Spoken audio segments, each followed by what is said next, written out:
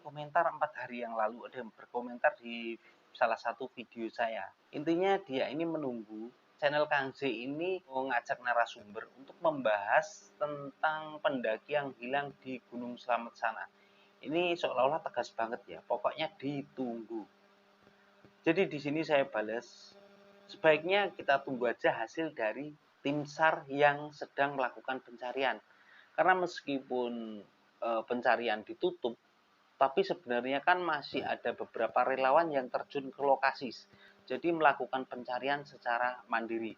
Kita doakan saja semoga takdirnya tidak seperti Pak Sumardi. Jadi Pak Sumardi ini adalah salah satu pendaki yang pernah melakukan pendakian ke Gunung Slamet sana juga, dan asalnya dari Magelang juga, tapi takdirnya meninggal di Gunung Slamet.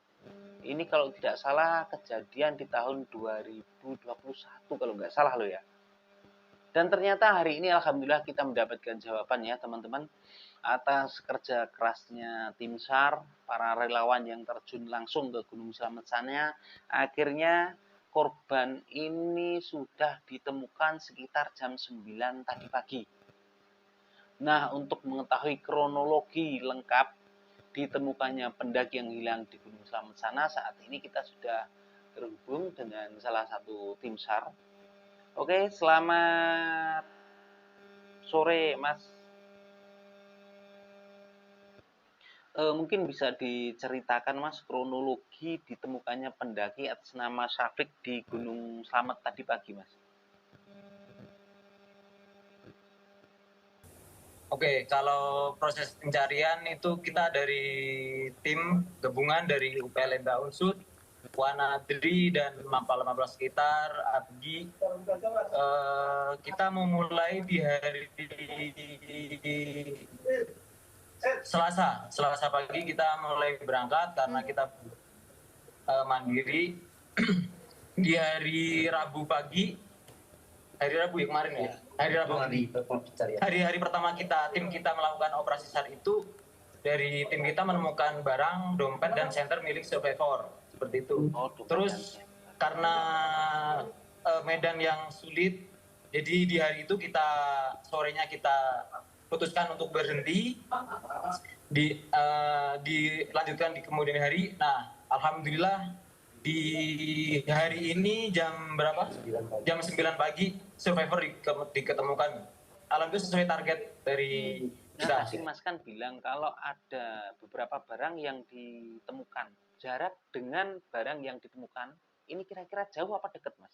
Jadi teman-teman yang mencari itu mendapatkan pertama adalah barang cecerannya. Barang cecerannya itu yang belum diketemukan itu sebenarnya barang yang di badannya dia itu baju, celana, jaket, tas, hidropack, sepatu, senter, dan jas hujan serta emergency blanket dan dompet berisi SNK yang data yang kita miliki. Di hari kedua pencarian dari tahap 2 ini artinya sudah 17 hari ya pencarian ya, dari tahap 1 ke tahap 2 ini.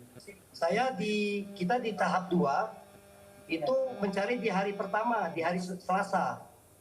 Mencari mulai di hari Selasa itu mendapatkan ceceran berupa senter dan dompet yang kita klarifikasi bahwa pastikan itu ada STNK milik survivor.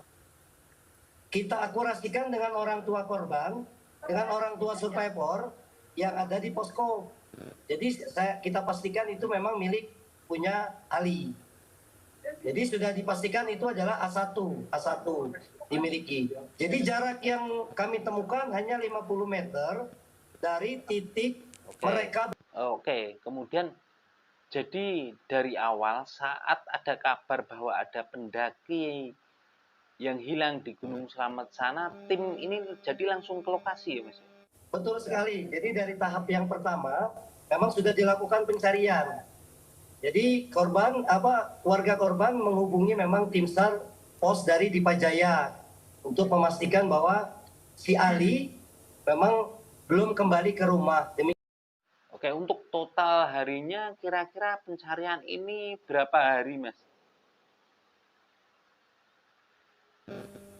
kalau dari tim kita 2 hari ya, 2 hari operasi SAR. Tapi kalau yang tim Basarnas dari secara resmi itu 1 minggu operasi SAR, cukup 10 hari operasi SAR ditutup karena tidak ditemukan.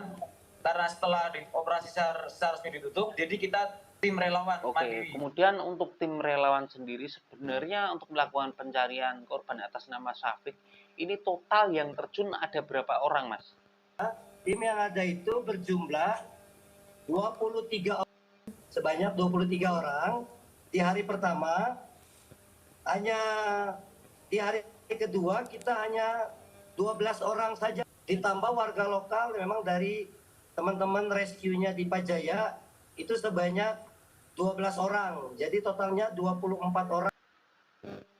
Nah, kalau boleh tahu Mas, sebenarnya apa sih yang menjadi kendala sehingga pencarian ini kayaknya kok lama banget, belasan hari ya Mas ya? Pertama kita sebenarnya dari analisis datanya jadi data yang dimiliki itu simpang siur beritanya dari kronologi. Kronologinya simpang siur yang didapat diinterogasi dari himawan teman yang rekan yang mendaki itu.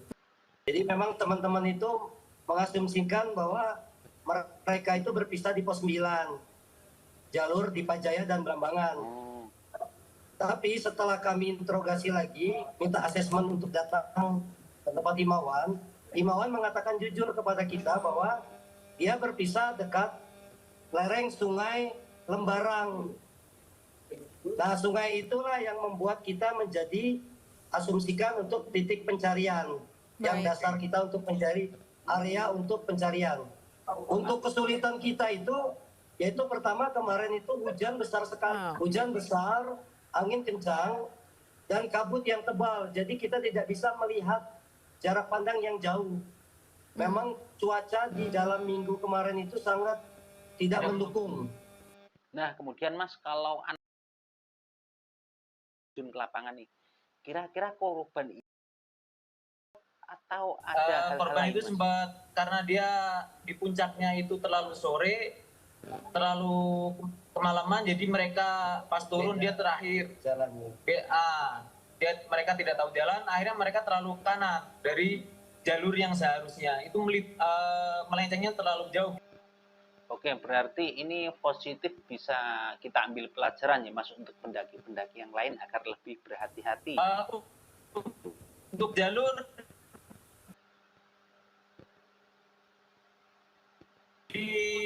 di Pajaya. Oke, terima kasih Mas untuk informasinya.